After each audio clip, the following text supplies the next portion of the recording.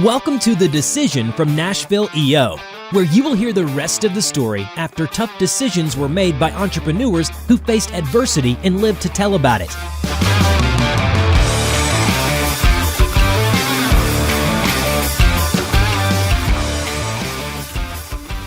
Welcome to The Decision, the podcast by EO Nashville, by and for entrepreneurs who, by their very nature, are making tough decisions every day, coming at us at a rapid pace. So, are you ready? We're about to have a great conversation with Mr. Bill McCleskey. Yes, sir. Looking good, brother. I appreciate you being here. Thank you. Thank you. Bill McCleskey you are like everywhere all the time, it seems, because I see you on LinkedIn. You have had, I don't know how many different roles within EO on the board. Yep. And you are constantly moving. I like to stay involved, man. I mean, I think that's what it's about. You know, it's about engaging people, and I think it's my superpower too. You know, to create, nurture relationships, and I just do that by staying in the game, man. Yeah. Well, it is noticed. Thank you. Appreciate you. So, how long have you been in EO now? So I joined EO 2019, February 2019. So. Wow. Almost 5 years, right? Yeah. In a couple of months, it'll be 5 years. Yep. Yeah. And a graduate of Catalyst, if I remember correctly. Yes. Went through Catalyst in 2016, I believe. So, yep.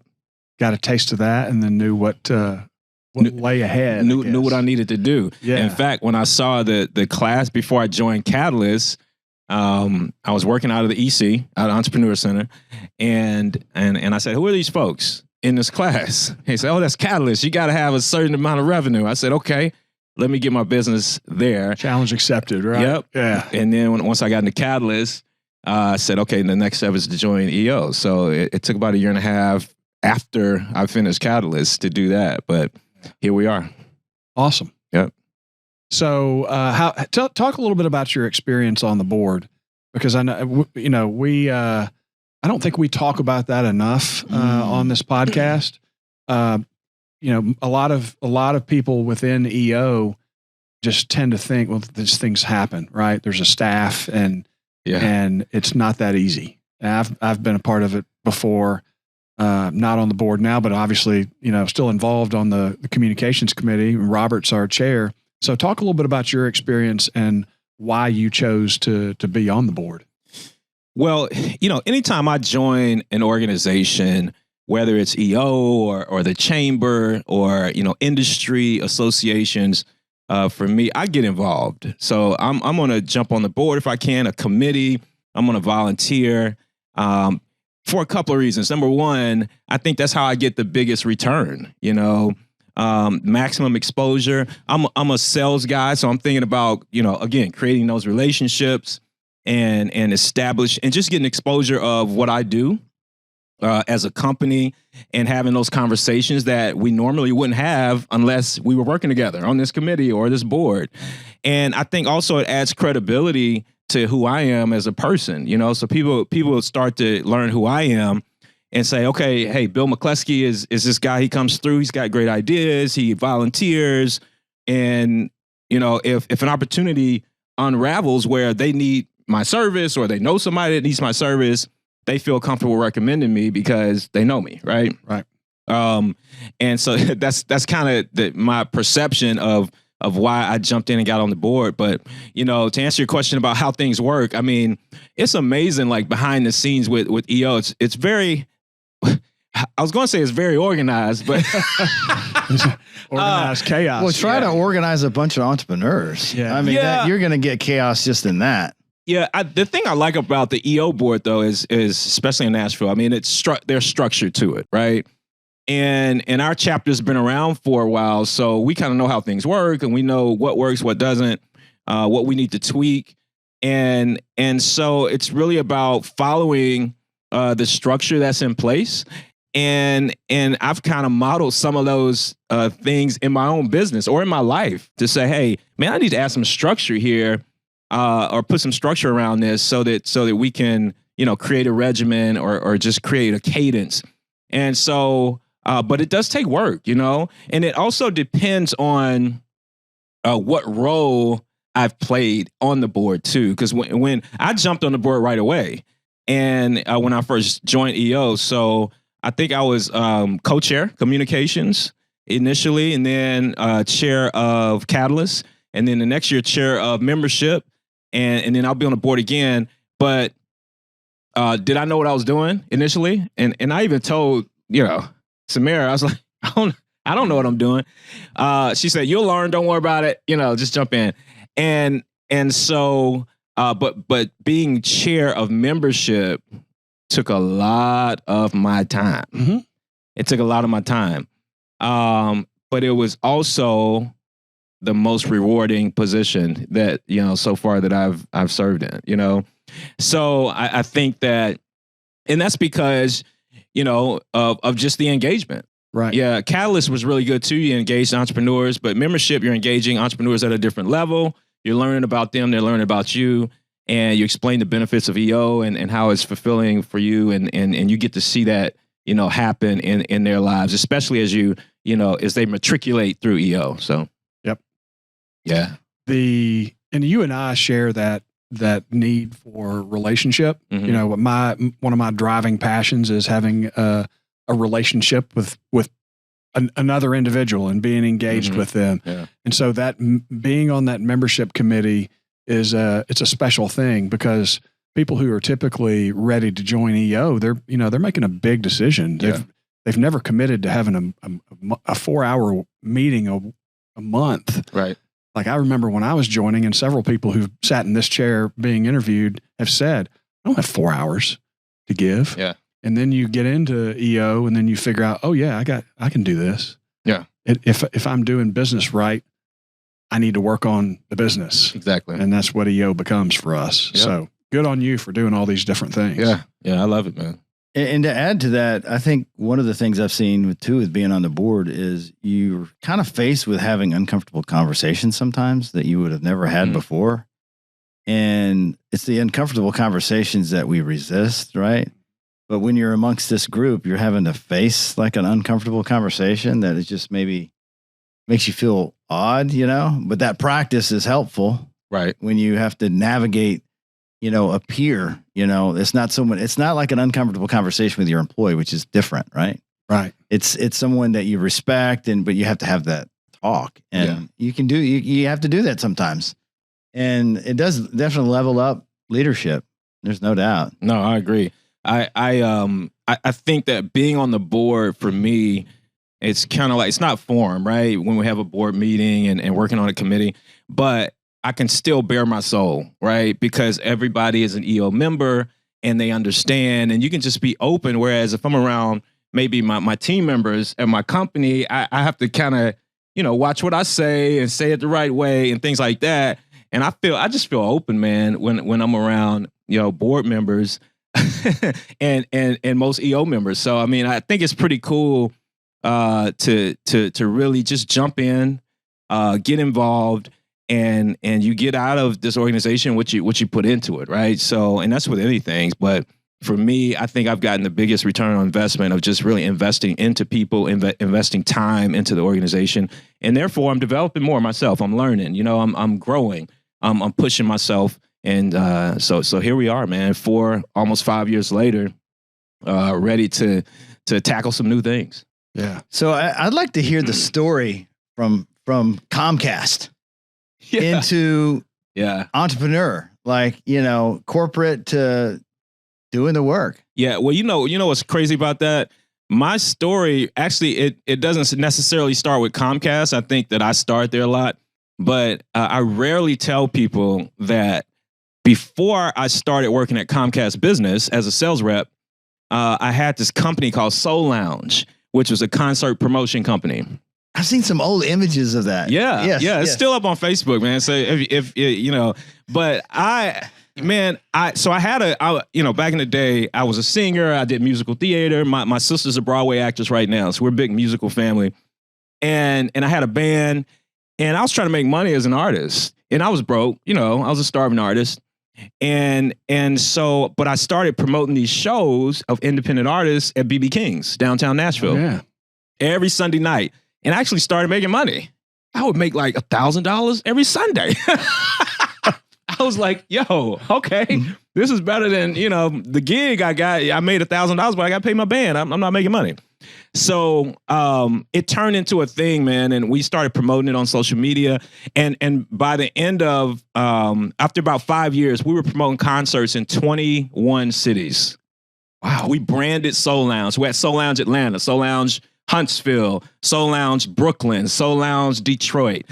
And so once I started making more money, I started touring national acts and things like that. Well, if you know anything about concert promotion, it's a very risky business. I lost a ton of money. In the last month I had that company, I lost almost 40 grand. I owed everybody, owed artists, vendors, and I was like, I got to get a job. And I knew I had to get a sales job because of commission, right? I knew I could sell. That was my background. I said, let me get out here and find a sales job. So I landed at Comcast. So that's why I went to Comcast to work. My base salary was 30 grand when I started there at Comcast. But they said, if you hit your quota, you will make 70, you know? I said, I need to double the quota. Okay. And y'all tripping over here. That's not quite enough. So I, but within 8 months, I was top 20 in the whole company, you know, and all I did was just work hard, man. My back was up against the wall. I was in debt. I was a single father, you know, at the time. I had just gotten full custody of my 2-year-old son at the time. And so I was like, man, I gotta, you know, make this thing work. And I remember working from 8 to faint, man. I was like, you know, my manager would tell me at Comcast, you got to make 35 calls a day. I was like, dude, I'm making 70 calls a day. He's like, you got to run 15 appointments a week. I said, I'm running 30 appointments a week. I just doubled whatever number they gave me. And so I started making money. I paid off my debt. And then I got this idea, you know, I'm an entrepreneur at heart. I came from being an entrepreneur of a failed business. And I said, man, there's a business here, because my customers would come to me and say, hey, you know, I've got other locations, but Comcast can't service them. Can you sign me up with something else? And I was like, dude, I work at Comcast. You know, what do you want me to do? But that's where the idea for my company, MyTech, came into play. Well, let's go back a second, because I want to really Soul Lounge. Let's talk about that. Yeah. The play-by-play, if you go back and analyze it from this perspective of today, what could you have done with the level of experience you have today that would have maybe changed the game? Oh, yeah. Well, so, by the way, Soul Lounge is coming back. Okay. You know what I'm saying? Okay. People ask me news. No, people ask me about it all the time, man. But I think now it's a matter of what we kind of mentioned before, relationships, being able to leverage those relationships and show value for sponsorship, you know, because that's what was missing. I was trying to cash flow the whole thing myself. Yeah. And I was also, you know, wearing a ton of hats. You know, I was the booking guy. I did all the bookings. I did the venue bookings. I did the logistics and all this stuff. So, I mean, it was, you know, I didn't have a team, basically. And then I didn't vet. The way I grew the business in multiple markets was I would partner with other venues or promoters. I didn't vet them. I just said, you're a promoter in Cincinnati? Okay, let's do a show. Right. Ridiculous, right? So there's just some structure that I would put in place, man, to make sure we grow at the right pace and in the right way. How are you expressing that creative musical talent now? That's a good question, man. I really don't. I don't sing anymore personally. Well, I sing at church, okay? Praise and worship at church. But outside of that, man, I think that I step on stage every morning when I step into the office, though. That's for sure. When I'm in front of a client presenting, I'm definitely putting on a show, okay? And it's entertaining too. Yep. No, it is. And you're great. You're great at doing your videos, really, really inspiring motivational videos. Like, you know, part of it, I can tell part of it's like you're talking yourself into it too. Oh, 100%. You're like, you're by you saying it, you're being it, right? Yeah. Yeah. And your team sees it, that's going to motivate them. Your customers see it, that's going to motivate them. So I can tell that's probably attracted a lot of people that want to do business with you. Yeah. And that's a good point. I didn't think about the videos, you know, I started TGIF a few years ago, the Grind Includes Friday video series. which we drop usually every Friday on LinkedIn. But that's a that's a creative outlet, you know. Yeah. But you're right, man. I'm talking to myself in those videos, you know. And I think that I started that though for my business. I started it for our strategic partners in our business because we work with a lot of tech guys and they're great at technology, but they just can't sell, right? Or they don't have communication skills. So I started it for them and they started to share it online. But yeah, man, I guess that's my outlet, that praise and worship at church and singing in the shower. That's what I got. So let's talk, let's bring it down. What was the desire initially when you heard about EO and that made you say yes to it? Like, did you instantly know, or is there some need that you had that just wasn't being fulfilled in what you were doing? I think as an entrepreneur, when I started my company, I went through a couple of things. Number one, I was very lonely. I remember being super lonely, because I started my company, I left Comcast. And when they found out what I was doing, they said, you got to stop. And I quit, you know? And so. So they offered you an opportunity for entrepreneurship. They offered me an opportunity for entrepreneurship. You are correct. And so I remember being very lonely, man. I used to journal about, my experience because I was excited about my business. I said, man, this is going to be something great. I want to journal about this. But I remember, even looking back now, man, I used to talk about just being lonely, because I'd be in my third bedroom, which was my office, making calls, setting appointments, doing presentations, on the phone. And I was just like, man, this is lonely. And well, you don't have a boss to pat you on the back and tell you great, Bill. No, man, nobody was giving me accolades, man. No. Yeah. So, but the other thing was, I just needed the community. I guess they're related. I just needed some folks, some type of culture, right? Yeah. Of people to bounce things off of, or talk to, or vent to. So I think that's what really drew me to Catalyst, really, because in Catalyst, you have 1 year of forum. It's a little different format, but you still have that small group of entrepreneurs.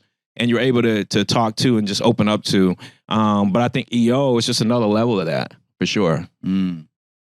So getting in EO after Catalyst and navigating that, what was that like for the first year for you? How was that? How did that ultimately impact the business? Well, that's two different questions. But I think that, I jumped in, right? I got on the board right away. And I remember getting an email. And this email said something like, book your trip to DC. And the title of the event was something on the Hill, where we talked to the politicians. What's that called? I forgot the name of it. EO Day on the Hill. Yeah, something like that. Yeah. But this was actually in DC, right? That's right. Yeah. And I thought everybody was going. I was like, oh, we're going to DC, right? So I booked my flight. I get out there, it's like 20 EO members. I'm like, where's everybody at? But that was my mindset, though. I was like, I joined EO, I'm doing You're this all thing, in, right? Yeah. I went to almost every social event, almost every learning event, and it was overwhelming. So what I had to do was decide, okay, what am I going to commit to with EO? I'm on the board, okay? And then I like having fun. I'm going to the social events that I can make. And then I will try to do one learning event a month, right? And then bring that back to my business somehow, or if it's personal, apply it to my life personally. And that's what I did with Catalyst too. Every time we had a class, I would take that information and say, okay, how can I apply this? And so that's what worked for me. I mean, and for me, it's not applying a lot either, right? I may just get one piece of insight, one nugget, and it may be small. And as long as I identify that and apply it, I'm good, right? I'm glad you said that, because so often I hear people talk about, well, I would go to Nerve, but it's X number of dollars, and I feel like I'm not going to get enough value. And my takeaway on this is always, if I get one thing that makes me $100,000, is it worth it? Absolutely. It's something that could change the trajectory of my life and my business. Yep. So why not go and be there? Yeah. And I've had that happen multiple times. I mean, it's just, but if you're not there, you can't get that nugget. And you also, it's the timing. You may hear it and be like, not ready for it. Right. But you hear it at the right time from the right voice. But really those nerve events, it's all about the people you sit next to at the talk, and you're like getting to know somebody, and then you just connect. Yeah. And then you learn from that person, and they open up and they feel trust. And next thing you know, like they teach you something you would never gotten in one of those talks. Yeah. Yep. No, that's key. One thing that I did at GLC this year, which was in Cape Town, I took screenshots of a couple of the presentations, when somebody's presenting, and I would send some of them back to my team. Hey, I'm in Cape Town. Hey, this is a good quote. Check this out. How can we apply this, to your role or whatever? So yesterday, GLC was in April of this year in Cape Town. And so yesterday we had this team meeting, and my marketing manager was presenting, my COO presented, and my marketing manager brought up one of the screenshots that I sent him, And so not only can we get just one piece of insight that could change some things, but we could share that, and it could have an impact on our team too. Oh man, you reminded me. I used to do that, and just got out of the habit of like reteaching the content that you learn, but make it like in 30 seconds that matters to a certain team member. Yeah, I can see that. Yeah. So, speaking of Cape Town, that was freaking awesome. Oh man, that was incredible, wasn't it? Dude, Bill invites me to go in the morning. Oh, I invited you? He's going to some hike, and I'm like, all right, go hike on Lion's Head. Lion's Head, yeah. And in my head, I'm like, oh, a little gingerly walk up and see the sunrise. No, dude. No, that's like a climbing. That is like it's legit. like a rock climb. Yeah. It was legit. Yeah. And it was really, that trip was so powerful. Yeah, it was powerful. It was really powerful. And getting on the top of that and having the I'm like super afraid of heights. Are you really? Yes. I do not like it. But when I got to the top, man, it was like almost like a spiritual experience with the sun rising, with great people, and the energy was just like really fun. That was a really powerful experience for me. Oh, it's crazy. So you probably got put in a headlock like me, but so somebody came to me. I can't remember who it was. It was like, yo, we're going on a hike. And I was like, okay, I'll go on a hike. I go running every morning. I'll do the hike, whatever. And so we get there, and it's a rock climb. I mean, it's a hike for like the first 30 minutes, right? Yeah. And then it becomes literally a rock climb. Like, I'm scared. Yes. Like, you're looking over, like, the elevation is going up, and it's pretty ridiculous. So, but the thing is, once we got to the top and saw the sunrise, this amazing view and all this, there's this rock they call the Instagram rock. Yeah. So for me, dude, I was scared to get up on it. The rock is hanging over the cliff, right? And I'm like, oh, I'm not going out there. So everybody else goes out there. You go out there, everybody else goes out there. And I'm like, when I saw that y'all didn't die, I was like, okay, I'll go out there too. but I was shaking. I was so scared. Oh, dude, I was scared, man. But I had to like get myself there mentally. And so one thing that I did when I got back to the US, I Googled Lion's Head. Don't tell me what you found. I don't think I would have done the hike. Okay, wait. I want to do it again. So keep that story to yourself, dude. Was Mose Ramey involved in talking y'all into going on this? No. That's just making an assumption here. Oh, okay, yeah. You know what's funny about that story is we went to that art thing. And one of the days where it was an art tour. At least our group did. You may not have done that tour. And I didn't do that. And there was a South African on the bus that sat next to me, a kid in college. Mm-hmm. And I kind of asked him, I said, do you know what this is all about? What EO is? And he was like, really not familiar. And I started asking what he's going to do with his life. And, he kind of told me a little bit. And I was telling him about these tour guides. that lead this tour to Lion's Head. Oh yeah. Yeah. And I was explaining to him, I said, that guy took 15 people paying $40 a person. Like, he does those 3 times a day. And I'm explaining how much money this guy's making. He do not make that much money.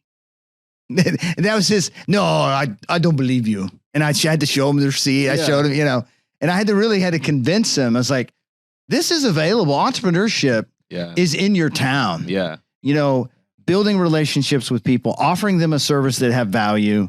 And, our tour guide did a great job incorporating the history of South Africa. Yep. And he really told a heartwarming story about his city. Personal story, too. Personal story. And it was really powerful, like the whole thing. And the facing fear, all of that was because of EO. And that is what I think grows us as a community. And going out of town, for one, is an altered state. You meet new people, and it gives you an opportunity to go, you know what? I don't like what I'm doing with the business back home. Or I've learned this new thing.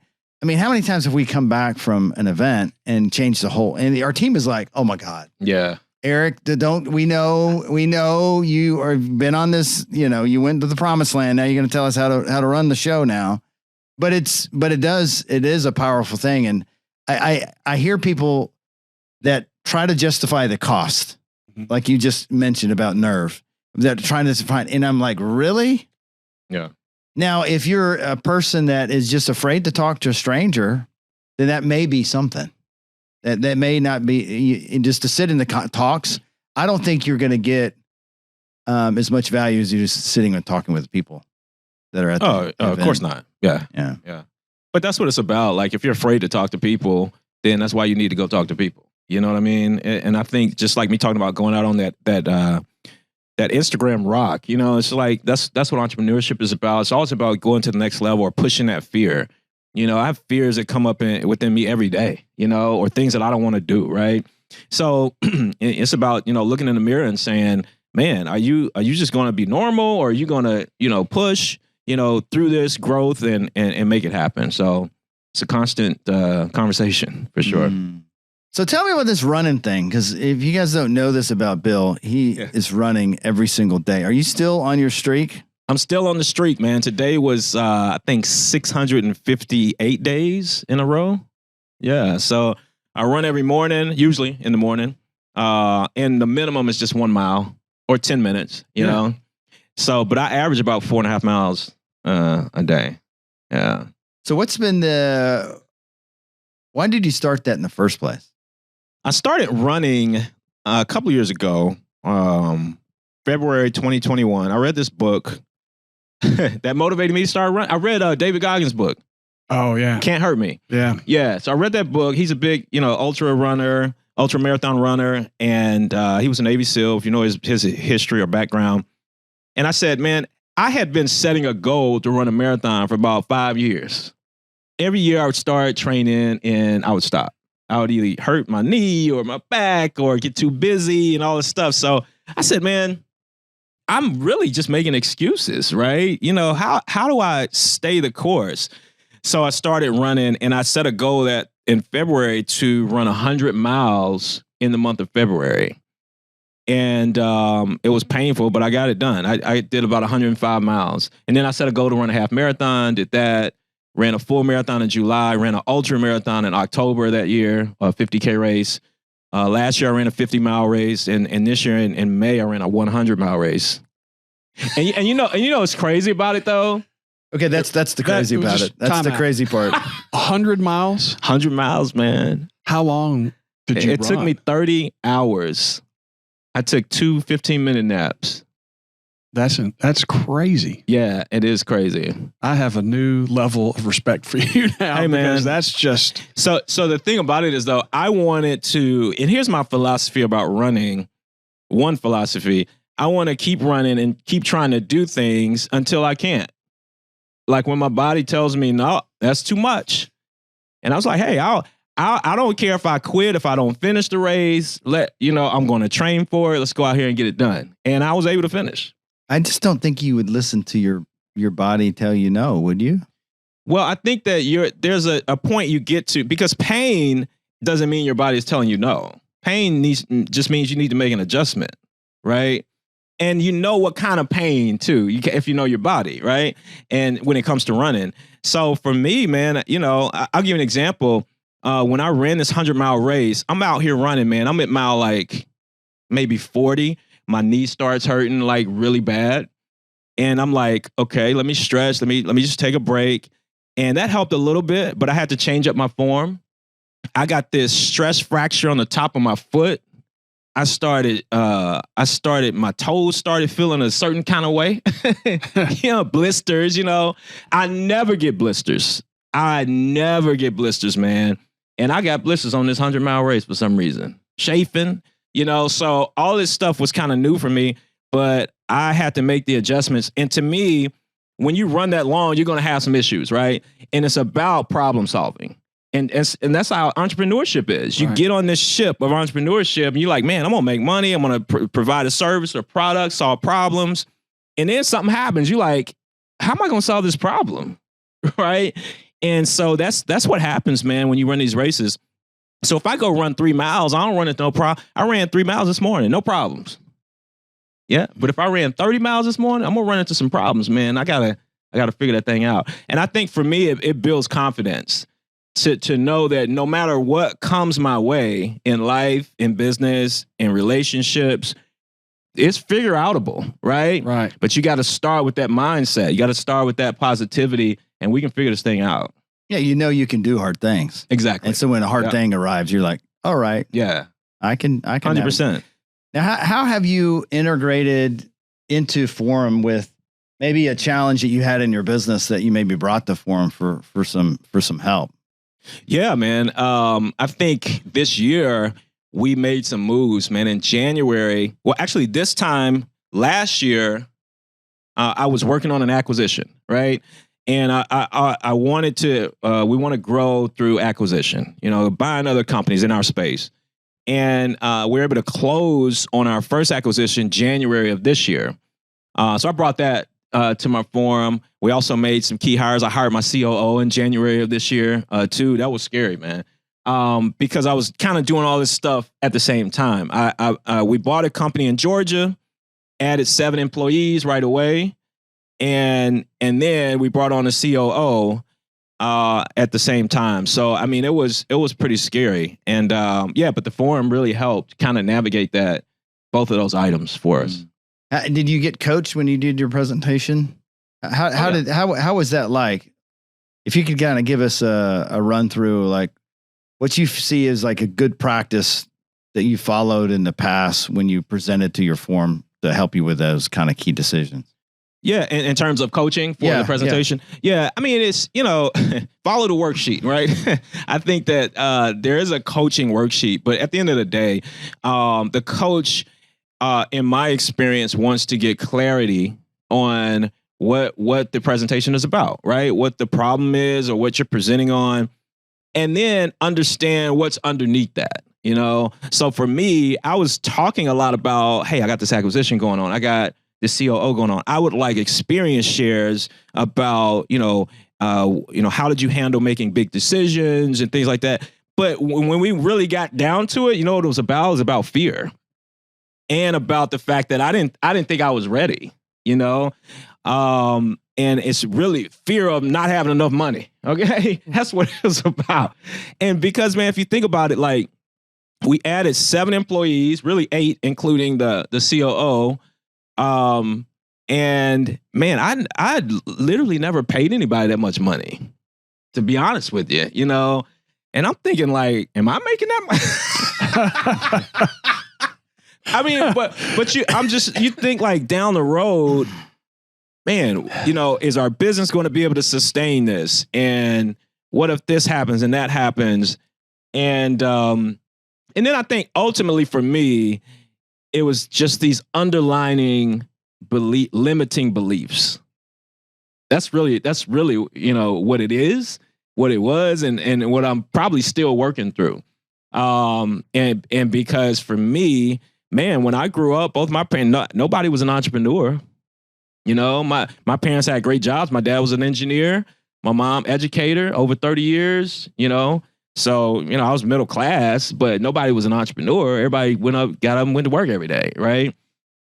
And so, it's a different animal, to think. And then on top of that, man, you kind of think about, I think I had these sales jobs growing up, but I would always get caught in between. I'd always get fired. And it wasn't because I wasn't selling. It's like I explained with Comcast, hey man, you started this other thing. What are you doing? Oh, never mind. I'm gone. You know what I mean? I was just always on my own program. You wouldn't color within the lines, right? I wouldn't, man. And so, but because of that, I was told a lot that, man, you don't have what it takes to succeed here at Comcast. Maybe, and they are so right. They are so right. They are so right. You hear that, and then you think, to them, it's you don't have what it takes to succeed in life. But what it really means is I don't have the capacity to succeed in that box, right? Yeah. They don't want you stepping out and doing things that are going to cause them any difficulty. You need to stay within the program. Exactly. Right? Exactly. And that's not what we do. That's not what we do. No, we do at all. Yeah, and I think a lot of people don't understand that. And it's not just my past employers. I'm not beating up on Comcast. I do a lot of business with Comcast now. But I think that it could be family members. It could be your friends. Man, I remember I was dating a young lady, years ago. And she's very corporate, had a great corporate job. And she couldn't understand why I worked more than 8 hours a day, or why I worked on the weekends sometimes, or, why I didn't want to go out because I had to meet payroll, right? I didn't want to go on this vacation because I need to make sure, and things like that. So, and then you have those conversations and people kind of say things to you that hits you hard, hey, you got a son, shouldn't you be doing XYZ, or shouldn't you be thinking about this? And then when you have a setback in your business, you think, man, should I be doing that? So I think that I kind of went a roundabout way of just addressing that question. But man, we had to get down to what really was bothering me, and what I really wanted experience shares about, which was, how do you deal with that fear and those limiting beliefs that have been with you for years? Yeah. And you did it though. You acquired, you brought on a whole new group of people. How was it going? They had a culture for years. They'd been in business for 20 something years, right? And then they come into your culture. How was that navigating your new culture? What was that for them? Yeah, it's an interesting dynamic because I thought, and this company we bought is in Columbus, Georgia, which my grandfather used to live in Columbus, but I went down there when I was super young. He moved from there. So I was thinking, man, Columbus is country, man. These folks are going to be country, And I went down there to visit a couple of times before we made the acquisition. But you know what I learned? They're a lot like us. They're a lot like us. I think they vote differently. But I think, man, at the end of the day, Columbus is actually a pretty metropolis city. And I wasn't aware of that. But at the end of the day, man, people want a good job. They want, if they're going to work a job, they want good employers to take care of them, look after them. They're willing to work hard. They're willing to come up with ideas. And so I got really lucky, man. Every employee stayed on board. Got a great manager down there who manages that team. He's awesome. He takes ownership, and so I think I got really lucky, for that to be my first experience. The manager could have quit, and then what? Well, I think they got lucky, because one thing I've continued to see with Bill, you got so much energy. I could imagine working with you. Like, I see you around in our events, and I've seen you speak, and I'm like, dude's got energy, and that's going to magnetize anything you need is all attracted to you because of that energy. Yeah. And I could see how you come aboard and they're like, wow, this guy cares about the business. Yeah. It's going to teach me something that maybe I wasn't getting before. And maybe they wanted to stay on simply because what they're going to learn. Yeah. Yeah. No, I agree, man, that the energy is key. And they've even said that the energy is different, you know. But it was a family business, and they stayed within certain parameters. But, you know, now we're trying new things, man, and we're having some fun. So, yeah, for sure. Awesome. Well, Bill, thanks for coming to The Decision. You got it, man.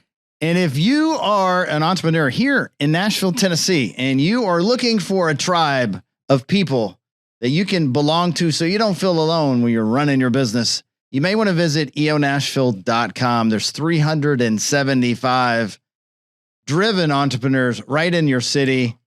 We are the largest chapter in the United States. And we also have awesome events, and we have a lot of fun, but we grow as a community. Would love to have you come visit us. Thanks for watching, and have a great rest of your week. Thanks for listening to the Decision Podcast by Nashville EO. We'll see you again next time, and be sure to click subscribe to get future episodes.